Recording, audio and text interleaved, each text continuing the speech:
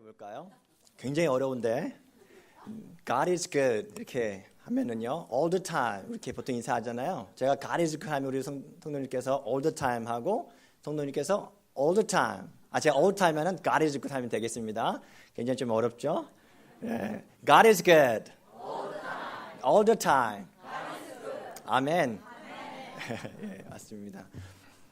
정말 하나님께서는 좋으신 분 같습니다.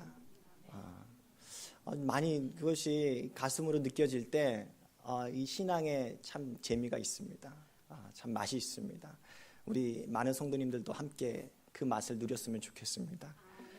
지난주에 있었던 노회에서 저희 교회 정화조 건설을 위한 그 대출 보증을 노회가 승인했다라는 보고를 제가 광고 시간에 잠깐 드리긴 했습니다.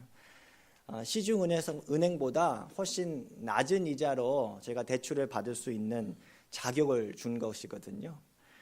그래서 하나님께서 우리에게 주시는 또 다른 좋은 뉴스가 아닐 수 없습니다. 지난 겨울부터 시작되었던 그 하수시설 그 문제가 있어서 지금 우리가 불편을 겪고 있지만 왜 그런지 제 마음에는 그 어려움을 주신 하나님께서 왜 하나님께서 이런 어려움을 주시는가에 대한 불평보다는 하나님께서 이 시간 우리를 단련하고 계시는구나 라는 그런 마음을 주셨습니다. 고생을 위한 고난이 아니고 성장을 위한 고난이다 라는 그 마음을 주신 거예요. 더 도약하기 위해서 우리 보통 뭐 합니까? 준비 운동합니다. 워밍업 합니다. 땀을 흘려야 됩니다. 더 뛰기 위해서는요.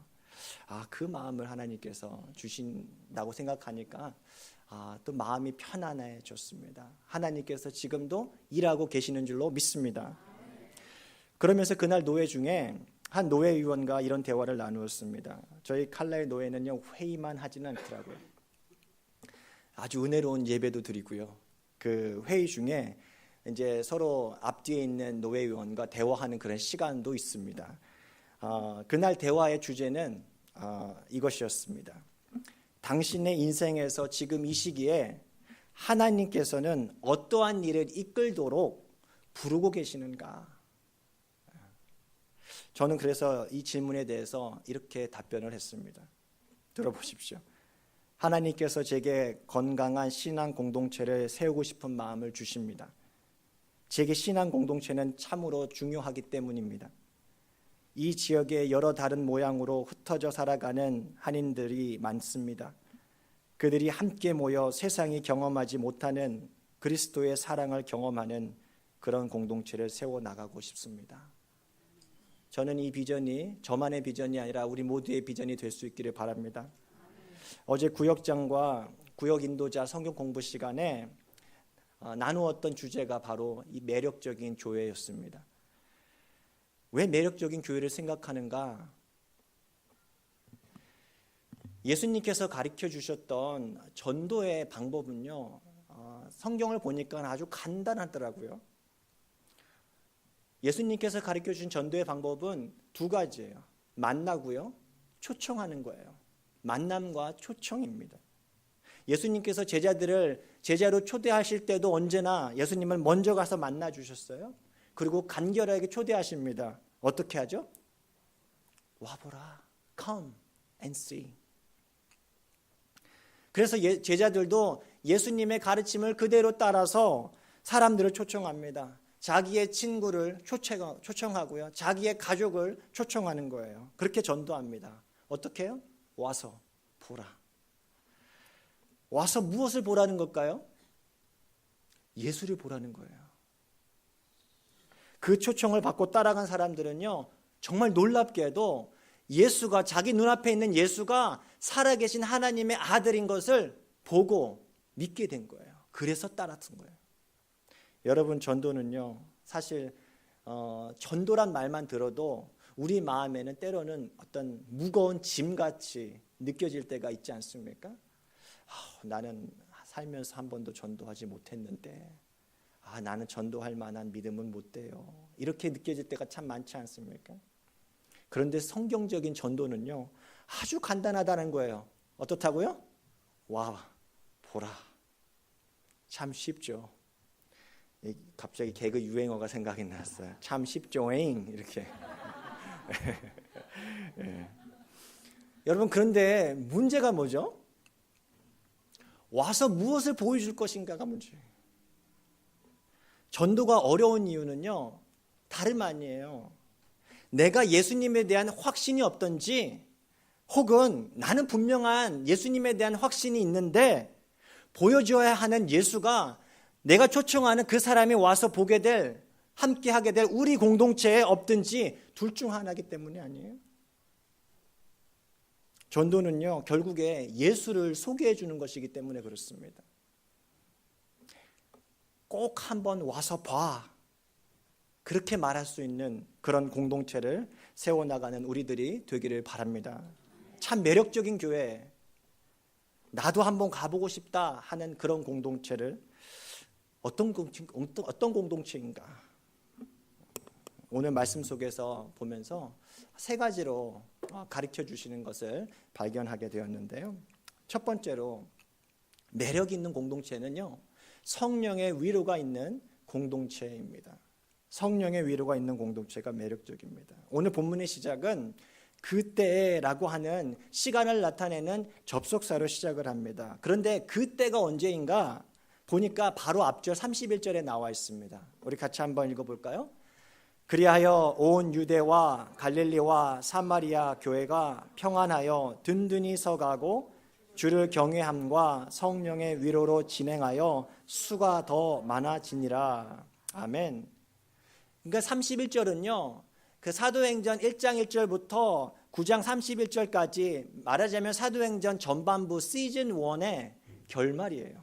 요약입니다.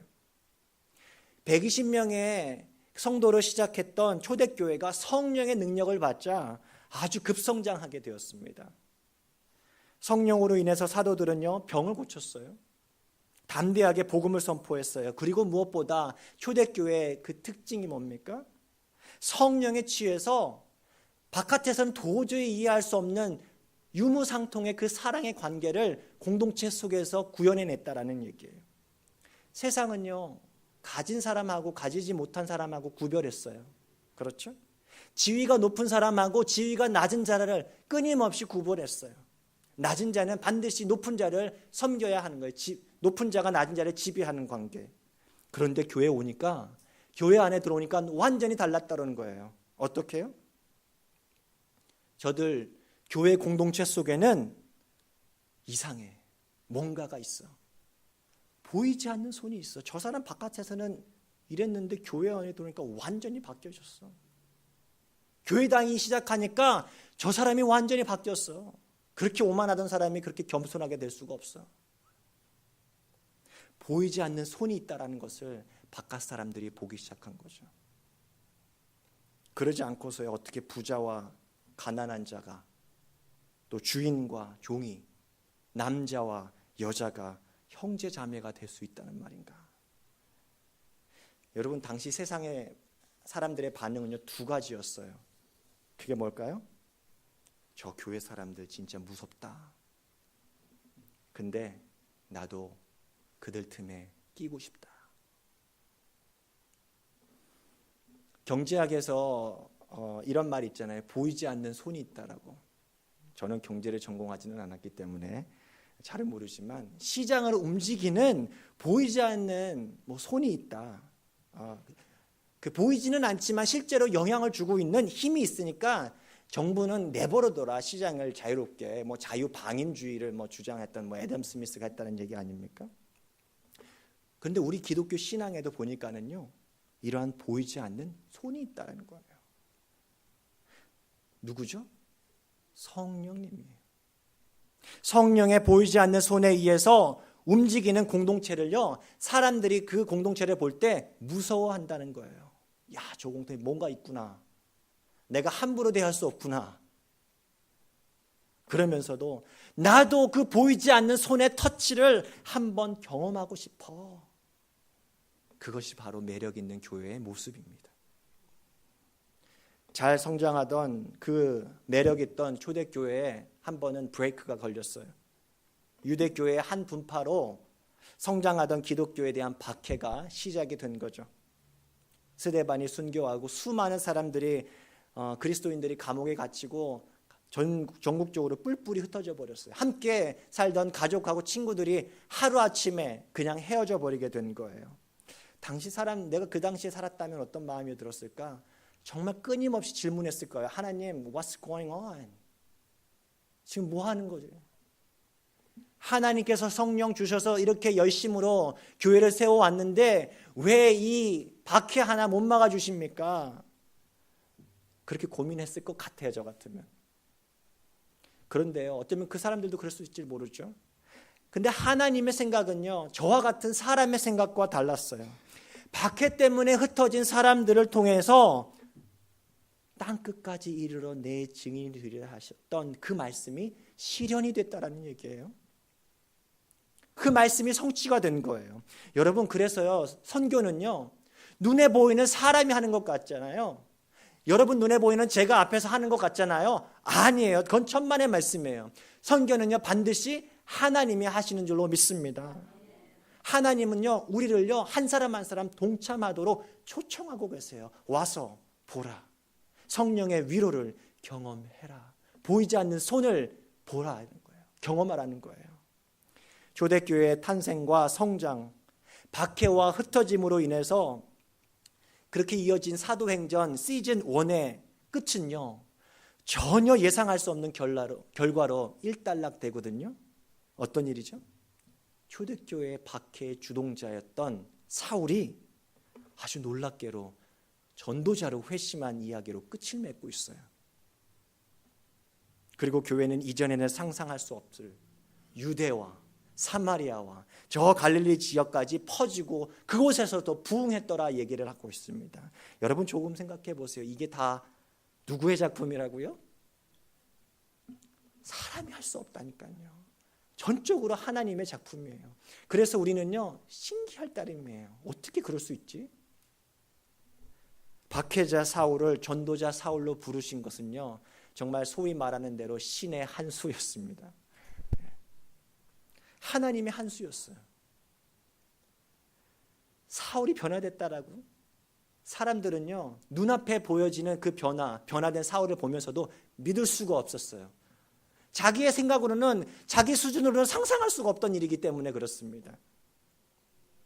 사람이 할 수 있는 일이 아니었어요. 보이지 않는 손의 존재를 사람들이 그 순간 체험했던 순간이었어요.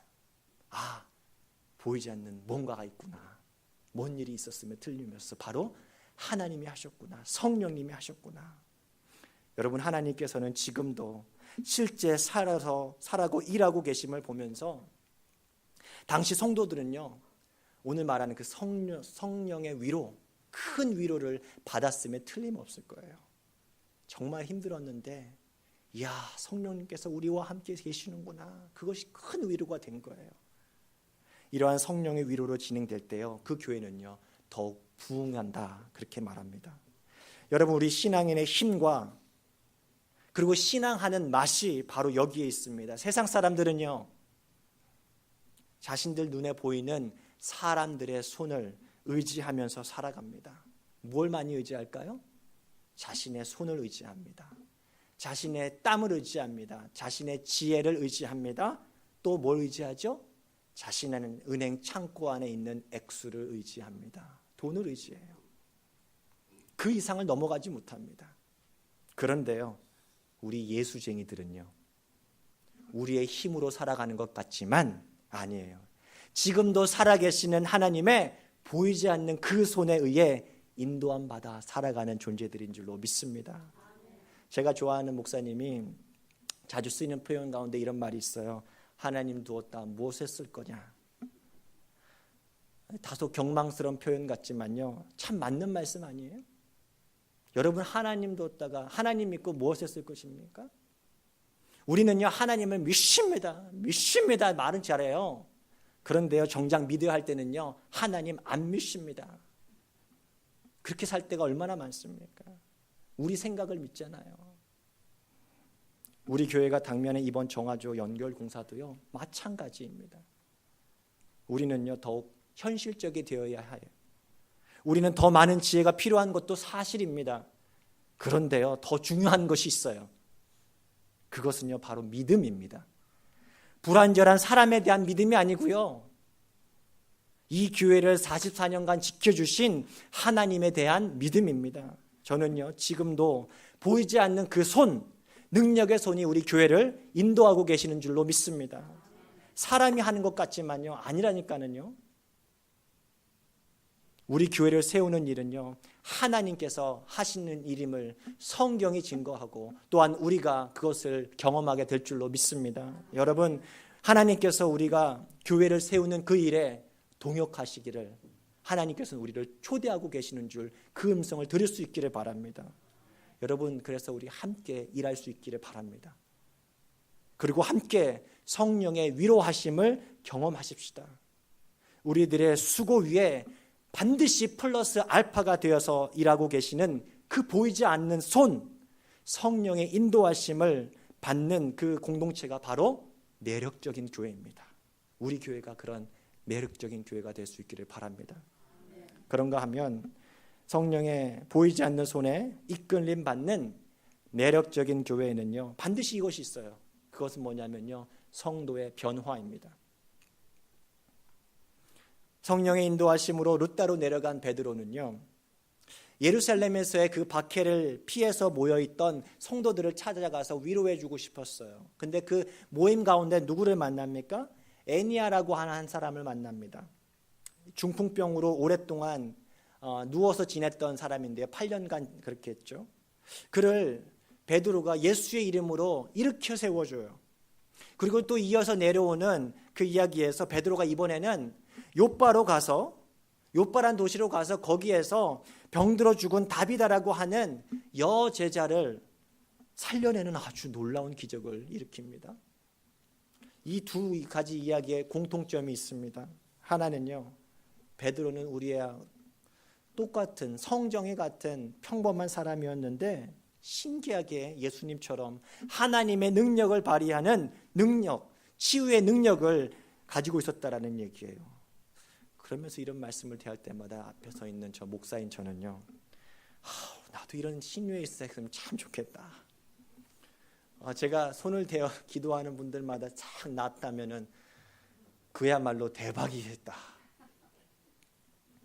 얼마나 좋겠어요. 죽은 자가 살아날 수 있다라면, 그것을 볼 수 있다면은. 그런데 안타깝게도 하나님께서는 제게 그런 은사를 주시지 않으셨더라고요.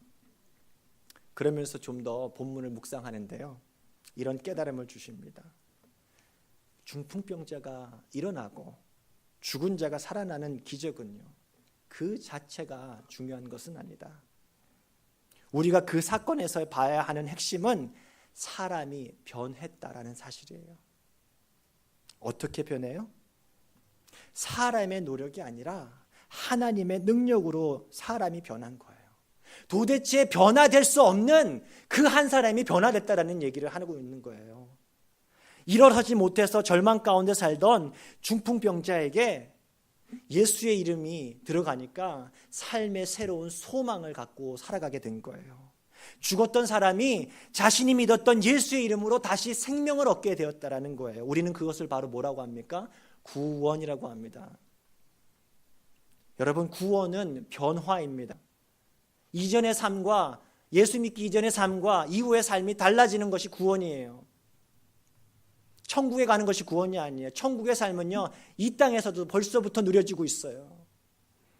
우리의 신분이 바뀌고 우리의 미래가 바뀌는 것이 바로 구원입니다. 여러분, 우리가 변화한다는 말은요, 그것은 우리가 살아있다라고 하는 의미입니다.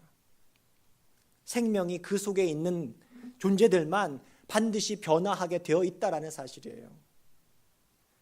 저희 막내인 사랑이가 태어난 후에 처음으로 제 리치몬드에 있을 때인데, 그때 계단에 올라갈 때 얼마나 마음을 졸이면서 제가 사랑이가 계단 올라가 내려갔다 한 거를 본 적이 제가 있습니다. 너무 마음이 걱정이 되는 거예요. 얘가 또 떨어지지는 않는가, 굉장히 걱정이 돼요. 그런데 어느 순간에 조금 지나니까 어땠을까요? 이제 제 손을 잡고 걷겠다네요. 그래서 제 손을 잡고 한 걸음 한 걸음 조심조심, 아주 겁이 많아가지고 조심조심 내려가고 올라갑니다. 그런데 지금은 어떤지 아십니까? 지금은요, 누가 먼저 올라가? 나. 예. 시합할 정도로 컸더라고요. 왜 그렇습니까? 사랑이 안에 생명이 있기 때문에 그렇습니다. 여러분, 우리 신체가 자라면서 목소리도 변하고 또 키도 크고 생각의 깊이가 변하는 것은요, 우리 안에 생명이 있다, 우리가 살아있다라는 증거 아닙니까? 여러분, 생명이신 예수가 우리 안에 있는데 우리가 변화되지 않는 것은요, 그것은요 둘 중에 하나인 것 같아요. 하나는 예수의 이름에 능력이 없거나 아니면 우리가 예수를 잘못 믿고 있거나. 제가 너무 이분법적인가요? 그렇지 않습니다. 신앙은요, 여러분, 그냥 추상적이지 않아요.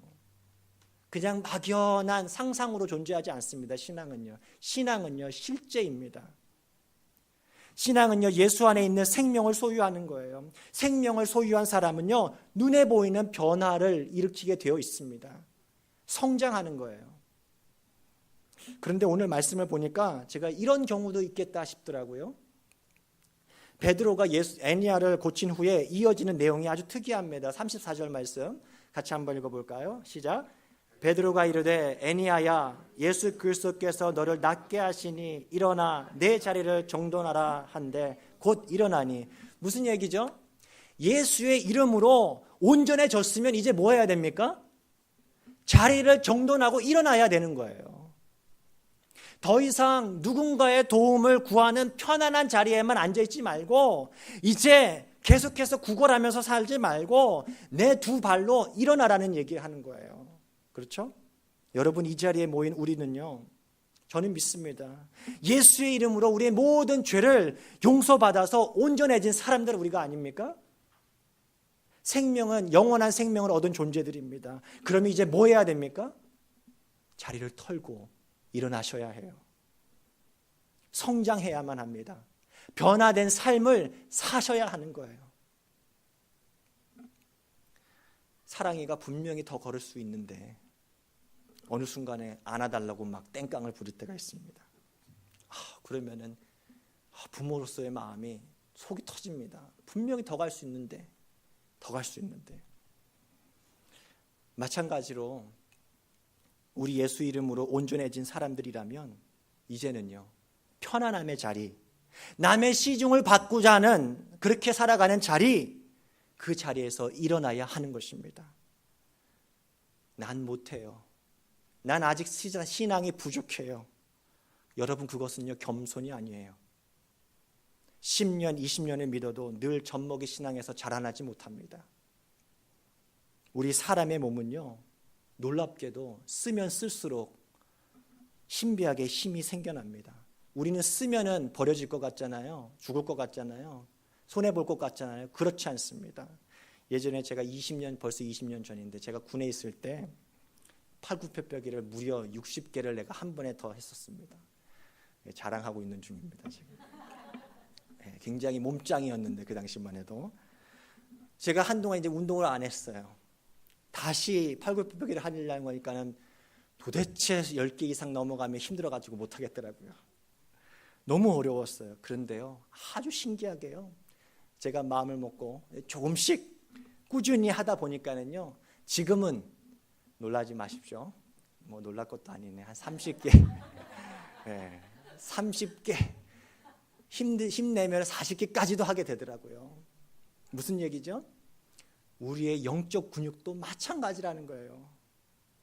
우리가 변하지 않는 것은요, 어쩌면 우리에게 이미 주신 변화할 수 있는 능력, 그 능력을 사용하지 않아서 그런 거예요. 오늘 중풍병자는요, 지난 8년 동안 일어나 본 적이 없었대요. 그런데 분명히 베드로가 고쳐줬잖아요. 온전케 해줬어요. 그런데 만약에 이렇게 얘기했다면 어떨까요? 제가 일어난다고요? 농담하지 마세요. 그건 불가능해요. 저를 보세요. 어려워요. 제가 안 해본 줄 알아요? 다 해봤어요. 하지만 전 못해요. 만약에 그렇게 말했다면 어땠을까요? 그렇게 일어나 자리를 정돈하라는 말에 불순종했다면, 자기가 살아온 대로 그렇게 살았다면 제 아무리 예수의 이름으로 온전케 됐지언정 그는요 평생을 앉아서만 생활했을 것입니다. 그러면서 불평했겠죠. 왜 나는 도와주시지 않습니까? 왜 나는 사용하지 않습니까? 그렇게 원망하면서 하나님은 원망하다 죽었을 거예요. 우리 이래서는 안 됩니다. 하나님께서는 이미 우리에게 변화할 수 있는 능력을 주셨는 줄로 믿습니다. 우리의 역할은 뭐예요? 일어나셔야 합니다. 자리를 털고 일어나십시오. 변화되는 것이 불가능하다 했던 우리들이 변화될 때 우리 공동체는요 그때 매력적인 공동체가 되는 것입니다. 애니야가 자리에서 일어나 걷는 것을 보고요. 그리고 다비다가 죽었다가 살아나는 것으로 그것을 보면서 또 들으면서 바깥에 있는 세상의 사람들은요 초대교회 공동체 안으로 몰려들었어요. 와, 저기 뭔가 있구나. 35절 말씀입니다. 같이 읽겠습니다. 룻다와 사론에 사는 사람들이 다 그를 보고 죽게로 돌아오니라. 41절 42절요. 베드로가 손을 내밀어 일으키고 성도들과 가부들을 불러들여 그가 살아난 것을 보이니 온 요파 사람이 알고 많은 사람이 주를 믿더라. 여러분 전도하지 않았다니까는요. 매력 있는 공동체는 사람을 끌어들이는 힘이 있는 거예요. 저 공동체 뭐가 있구나. 두렵다, 무섭다. 근데 나도 가고 싶다예요. 그렇게 우리를 전도하는 것입니다. 우리가 소망하는 교회 꼭 한번 와서 봐라고 하는 그 교회, 정말 우리가 사랑하는 사람에게 소개할 수 있는 그 공동체는요 다른 사람이 잘해서가 아니에요. 우리가 변화될 때 세워지는 공동체인 줄로 믿습니다. 그레이엄 톰렌 목사는요 성공의 목사님이신데 매력 있는 교회라고 하는 책에서 이렇게 얘기합니다. 들어보십시오. 교회가 매력이 없는 이유는 진리가 부족해서가 아니다. 오히려 삶의 변화가 없기 때문이다. 교회에 말씀이 없느냐? 아니에요, 있어요. 성경을 안 보냐? 아니에요, 열심히 봐요. 찬양을 안 하냐? 아니에요, 열심히 찬양해요. 근데 뭐가 문제예요? 자리에서 일어나서 훌훌 털어버리지 않아요. 변화하지 않는다라는 거예요. 그러면서 이렇게 말합니다. 전도는 교회가 하나님 나라의 백성으로서 사는 삶의 자연스러운 결과입니다. 무슨 말입니까? 교회 안에 하나님 나라가 이루어질 때 전도가 자연스럽게 이루어진다라는 말씀이에요. 즉 매력적인 교회가 된다는 것입니다.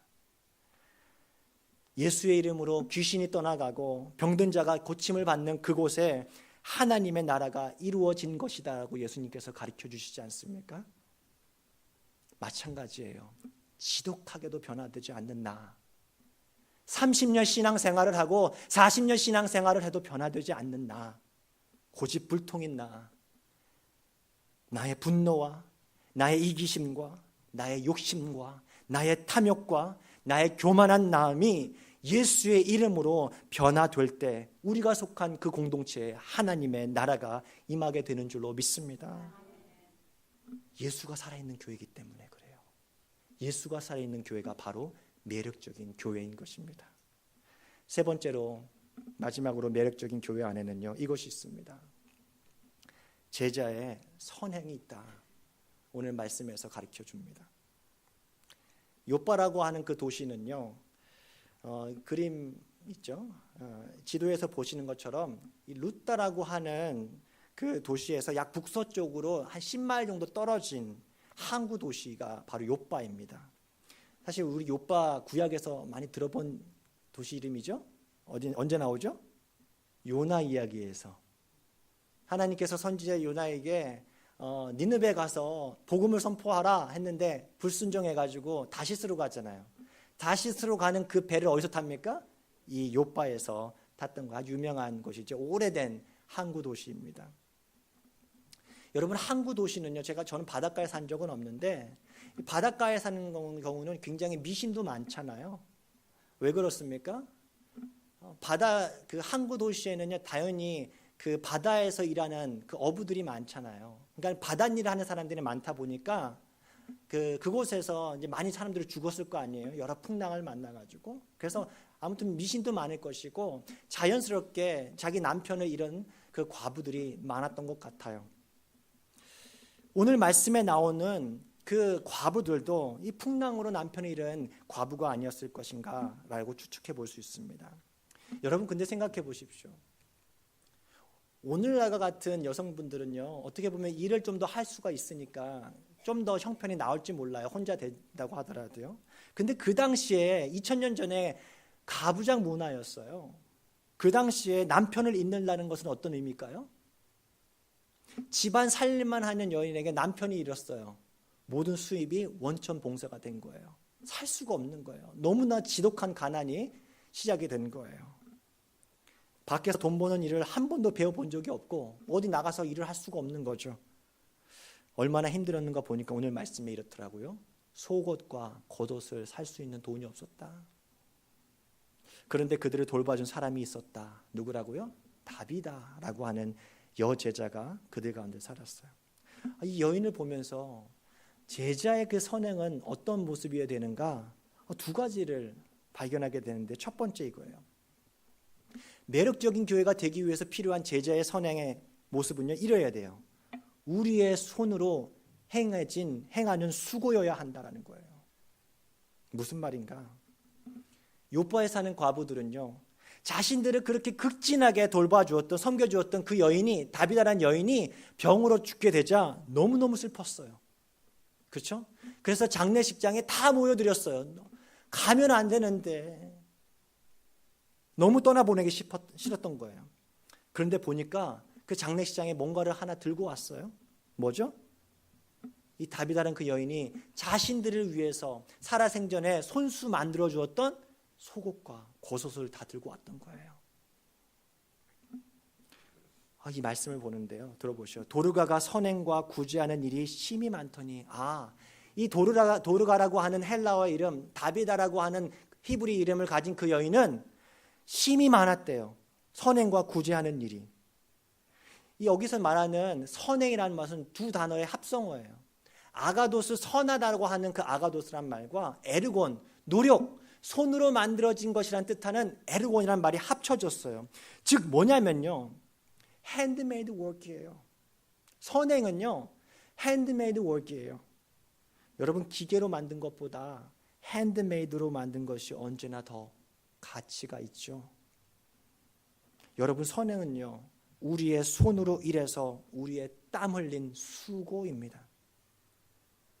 우리 한번 그러면 헤아려 보십시다. 우리 공동체 안에서 내 손이 닿았던 곳은 어디입니까? 내가 땀 흘린 땀으로 세워진 공간은 어디에 있습니까? 나는 어디에서 땀을 흘리셨습니까? 누구를 위해서 땀을 흘리셨습니까? 우리의 셔츠를 적실 만큼 땀을 흘렸던 적이 언제였습니까? 성경에서 말하는 사랑은요, 우리는 잘못 오해하는 경향이 종종 있어요.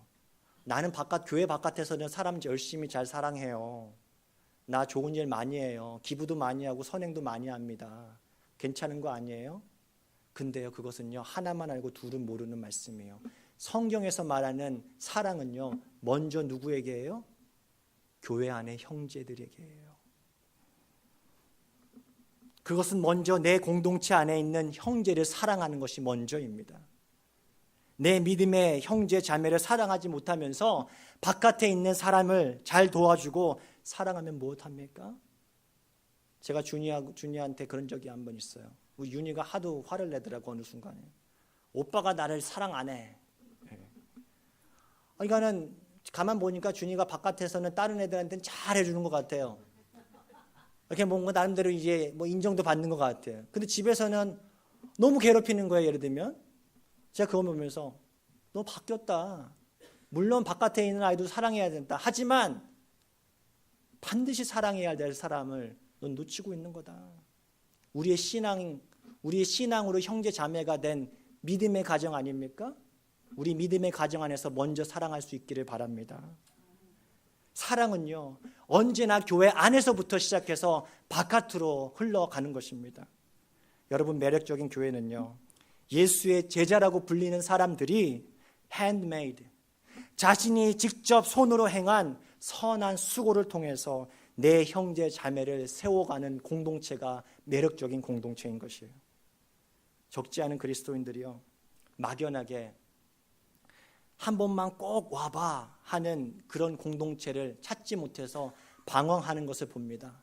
본인들도 정착하지 못해요. 내가 있는 그곳은 이게 문제야, 저것이 문제야, 늘 비판만 합니다. 그런데요, 우리가 기억해야 될 것이 있습니다. 우리 예수님이 가르쳐 주신 기독교의 경건은요, 웅장한 파이프 오르간에서 흘러나오는 거룩한 분위기 속에서 돌을 닦듯이 조용한 가운데 정저한 상태로 기도한다고 해서 얻어지는 것이 아니더라고요. 하나님께서 원하시는 경것이 뭐라고요? 야고보서 1장 27절 말씀입니다. 같이 읽겠습니다. 시작. 하나님 앞에서 정결하고 더러움이 없는 경건은 곧 고아와 과부를 그 환난 중에 돌보고 또 자기를 지켜 세송에 물들지 아니하는 그것이라. 여러분, 우리가 이 공동체에서 어떠한 사람이었는가는요, 우리가 떠날 때 증명하게 됩니다. 우리가 죽었을 때 저 사람 죽든지 말든지, 혹은 더 심하면, 물론 이런 일은 없겠죠, 잘 죽었다, 그렇게 평가를 들어서는 안 될 거예요. 있으나 마나 하는 존재로 계시지 말라고요. 저 사람은 죽을 사람이 아닙니다. 반드시 살려내십시오. 어떻게 해서라도 저 멀리에 있는 베드로 사도를 보내서라도, 오게 해서라도 살려줘야 됩니다. 이 여인 보내시면 안 됩니다. 여러분, 우리가 그 사람이 됐으면 좋겠습니다. 우리 공동체에 꼭 필요한 사람, 우리가 남겨둔 사람이 우리의 떠남을 아쉬워할 수 있는 그런 사람이 될 수 있기를 바랍니다. 여러분, 성경은요, 계속해서 가르쳐줘요. 말과 혀로만 사랑하지 말라. 행함과 진실함으로 사랑하라. 우리의 손의 수고와 땀으로 행한 섬김과 사랑이 진짜입니다. 누구나 오고 싶어하는 매력적인 교회의 모습, 그 손을 통해서 이루어지는 것입니다. 두 번째로, 그리고 마지막입니다. 예수 닮은 제자의 선행은 어떠해야 되는가? 이런 모습이더라고요. 끝까지 해야 됩니다. 선행은 끝까지 해야 되는구나. 선행은요, 잠깐만 우리가 바깥에 체리티 단체에 기부하는 식으로 얼마 딱 기부하고 내가 어떤 좋은 일 잠깐 했다가 많은 것이 아니더라고요. 선행은요, 사람에게 보이기 위한 쇼오프가 아니에요. 37절 말씀에 이렇게 얘기합니다. 그때 병들어 죽음에, 그때가 언제죠? 도르가가 선행과 구제하는 일이 심히 많더니, 여기서 심히 많더니에서 동사의 시제는 뭐냐면요, 미완료 시제예요. 그 얘기는요, 그래서 영어 성경에 이렇게 써 있죠. She was always doing good and helping the poor about the time. 다시 말하면 도르가는요, 선행과 구제하는 일이 계속되고 있던 그때에 병들어 죽었다라는 얘기예요. 젊었을 때 내가 선행과 일 잠깐 하다가 나이 들면 나 일 안 해가 아닌 거예요. 그렇죠? 끝까지, 죽을 때까지 하는 거라고 가르쳐 주네요. 그리스도인은요, 그래서요, 은퇴가 없습니다. 직분자는요, 언젠가는 내려놓게 될 거예요. 그렇죠? 목사인 저도 마찬가지입니다. 저는 목사 은퇴, 이제 시작하면서 은퇴를 얘기할 필요는 없겠지만도, 목사를 언젠가 은퇴하게 되면은 저는 다시 평신도, 당연 예수의 제자, 성도로 돌아갈 것입니다. 목사로 죽고 싶지 않습니다. 언젠가 그렇게 살 것입니다. 마찬가지로 제자로서의 우리의 선행은요, 우리가 하나님 앞에 갈 때까지, 그 순간까지 지속이 되어야 되는 것입니다. 오늘 말씀을 듣는 우리 모두가 말과 혀로만이 아니라 손과 발로 선을 행하는 제자, 끝까지 선을 행하는 예수님의 참 제자로 살아갈 수 있기를 바랍니다. 그럴 때 꼭 한번 와봐, 한 번만 와봐, 그리고 봐, 그렇게 말할 수 있는 매력적인 교회가, 우리 교회가 될 수 있게 될 줄로 믿습니다. 우리 다 같이 일어나셔서 우리 찬양 부르면서 결단하기 원합니다. 우리에겐 소원이 하나 있네.